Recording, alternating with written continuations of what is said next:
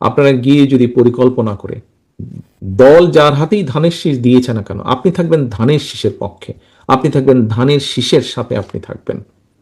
প্রার্থী আসবে, প্রার্থী যাবে, প্রার্থী চেঞ্জ হবে, প্রার্থী পর্যায়ক্রমে যাবে, ধানের শীষ রয়ে যাবে, দল রয়ে যাবে, আদর্শ রয়ে যাবে, পরিকল্পনা রয়ে যাবে দলের। কাজে আপনি ধানের শীষের পক্ষে কাজ করবেন। আপনি গিয়ে বলবেন যে ধানের শীষ জিতলে এই কাজ করতে চায়, ধানের শীষ জিতলে এইভাবে স্বাস্থ্য পরিকল্পনা করতে চায়, ধানের শীষ জিতলে আমরা আমরা এইভাবে কৃষক কার্ড দিতে চাই, ধানের শীষ ইনশাল্লাহ জিতলে পরে আমরা এইভাবে খাল খনন, এইভাবে বনায়ন, এইভাবে আবর্জনা আমরা পরিষ্কার করতে চাই, ধানের শীষ জিতলে পরে আমরা দেশের ক্রীড়া ব্যবস্থাকে এইভাবে ঢেলে সাজাতে চাই। শুধু কি ডাক্তার ইঞ্জিনিয়ার তৈরি করব আমরা? শুধু কি আমরা অন্যান্য পেশা তৈরি করব? আমরা কেন প্রফেশনাল খেলোয়াড় তৈরি করব না? কেন খেলা? আমাদের বহু আছে। আমাদের ছেলেমেয়েরা যেরকম গান গাইতে পারবে, আমাদের ছেলেমেয়েরা সেরকম খেলোয়াড় হতে হবে। মেয়েরা খেলছে না ফুটবল, এশিয়া কাপে নিয়ে এসছে না, ছেলেরা ক্রিকেট খেলছে না, ক্রিকেট থেকে নিয়ে এসছে না, তারা ভালো সুনাম বই নিয়ে এসছে, আন্তর্জাতিকভাবে হবে, হতেই পারে ভাই। কেউ লেখাপড়ায় ভালো, কেউ খেলাধুলায় ভালো, আমরা সবার জন্য চেষ্টা করব স্কোপ তৈরি করতে। কিন্তু এই যে করব আমরা, এগুলো জনগণকে জানতে হবে। তো আপনারা ছাড়া জনগণের পক্ষে জানা সম্ভব না।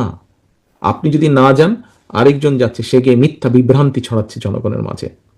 কাজে আপনি এই মিথ্যা বিভ্রান্তি বন্ধ তখনই হবে যখন আপনি মাঠে হাজির হয়ে যাবেন। আপনি যখন মাঠে হাজির হয়ে যাবেন তখন এই বিভ্রান্তি কিন্তু সে ছড়াতে পারবেন না। আপনারা একটা ভিডিও দেখেছেন। তাইলে আপনার মাসুম বাচ্চার মাথায় হাত রেখে কোন এইবার আপনি আপনার ভোটটা আমাদের দলের মার্কায় দেবেন। আপনার এত বড় সাহস, আপনি আমার মেয়ের মাথায় হাত রেখে আমার কসম কাটতে করছেন? আপনি জানেন না যে আল্লাহ ছাড়া আর কারোর নামে কসম কাটা হারাম? সূরা নাহলে 94 নম্বর আয়াতে কোরআনে আল্লাহ বলেছেন যে তোমরা তোমাকে কসমরে প্রতারণার হাতিয়ার করে না। আর আপনারা সামান্য ভোটে জেতার জন্য আমার মাসুম বাচ্চাটারে ব্যবহার করতেছেন, আমারে হারাম শিরক এগুলোর দিকে ঠেলে দিচ্ছেন। মানুষ কি আর আগের মতন বোকা আছে? কি পাইছেনটা কি আপনারা? যান বাড়িতে বেড়ে যান। আরে নেন, যান বাড়িতে বেড়ে যান।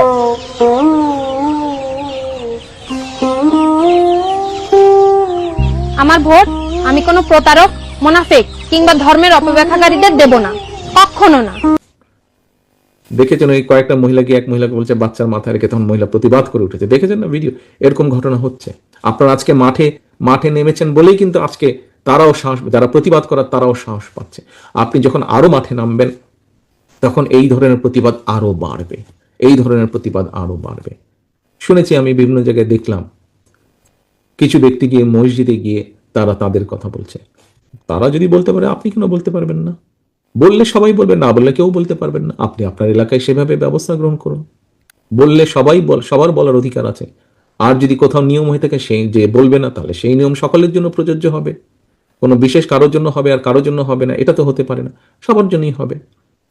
আসুন সহকর্মীবৃন্দ, স্বৈরাচার দেশের অর্থনীতি, দেশের সমাজ ব্যবস্থা, দেশের শিক্ষা ব্যবস্থা, দেশের কৃষি ব্যবস্থা, যেটাই যেখানে রেখে গিয়েছে অসম্ভব ভঙ্গুর অবস্থা রেখে গিয়েছে, ধ্বংসপ্রাপ্ত অবস্থায়, যুদ্ধবিধ্বস্ত দেশের মতো ধ্বংসপ্রাপ্ত অবস্থায় রেখে গিয়েছে। এই দেশকে যদি গড়তে হয়, একটি যুদ্ধবিধ্বস্ত দেশকে করার জন্য যেভাবে কষ্ট করতে হয় অসম্ভব, সামনের দিনে কিন্তু সেভাবেই আমাদেরকে কষ্ট করতে হবে, সেভাবেই আমাদেরকে কষ্ট করতে হবে। কাজে আজকে থেকে আমাদের প্রস্তুতি নিতে হবে। কিন্তু আমরা কষ্ট করলে সফল হবার সম্ভাবনা ইনশাল্লাহ এজন্যই বেশি যে আমাদের কাছে একটি পরিকল্পনা আছে যে আমরা কিভাবে কাজগুলো করব। অন্যদের কাছে এই পরিকল্পনা নাই।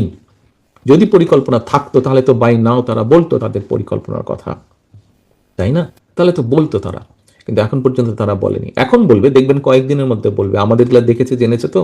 আবার আমাদের ফোল্ডারের অনেক কিছু চলে গেছে অনেকের কাছ থেকে, আত্মীয় স্বজনের মধ্যেও তো থাকে। দেখবেন কয়েকদিনের মধ্যেই কিন্তু তারা বলবে, এই আমরা এই করব, আমরা ওই করব, এইটা করব, ওটা করবো, অনেক বেশি বলবে। দেখবেন আমাদের থেকেও মনে হবে প্রস্তাবগুলো ভালো ভালো, অন্য অনেকেই বলবে আমাদের থেকেও প্রস্তাবগুলো ভালো মনে হবে। কারণটা কি? আমরা বাস্তবতার নিরিখে করেছি, আমরা হঠাৎ করে বলে দিচ্ছি না। আমরা ফ্যামিলি কার্ডের কথা বলেছি, কিন্তু আমরা বলে দিচ্ছি না যে আমরা কোনো জিনিস একদম ফ্রি দিয়ে দিব, সেটা সম্ভব না। বাস্তবতার নিরিখে বলেছি, বিবেচনা করে বলেছি।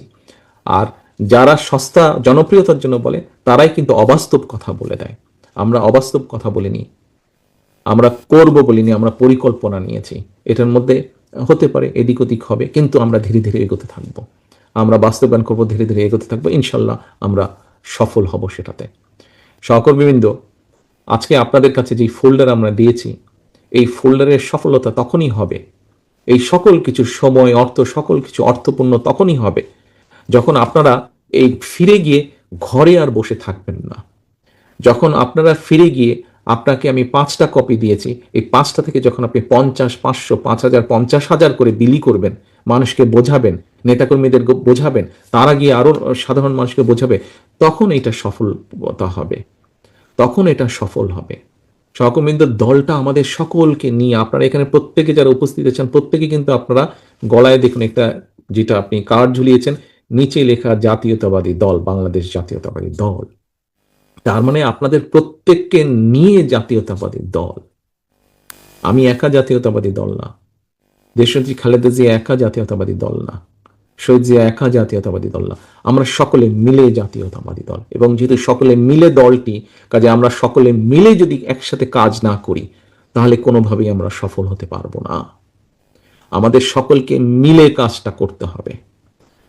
আপনারা যদি মনে করেন এই যে আপনারা আজকে এখানে এসেছেন এবং যেই আলোচনাগুলো হয়েছে, যেই বিষয়গুলো আপনাদের সামনে আমরা দলের পক্ষ থেকে তুলে ধরেছি, এই বিষয়গুলো জনগণের জীবনযাত্রার সাথে সম্পর্কিত, এই বিষয়গুলো জনগণকে সাহায্য করবে আরেকটু ভালোভাবে বেঁচে থাকা। বিশ্বাস করেন এই কথাগুলো যেটা বললাম, এগুলা কি সাহায্য করতে পারে জনগণকে আরেকটু? যদি এগুলা বাস্তবায়ন করতে পারি আমরা, তাহলে কি এগুলা জনগণকে সাহায্য করবে আরেকটু ভালোভাবে বেঁচে থাকা? তাহলে আসুন সহকর্মী, কি বিশ্বাস করেন নাকি না এমনি জাস্ট সেমিনারের মতন হলো? ধন্যবাদ।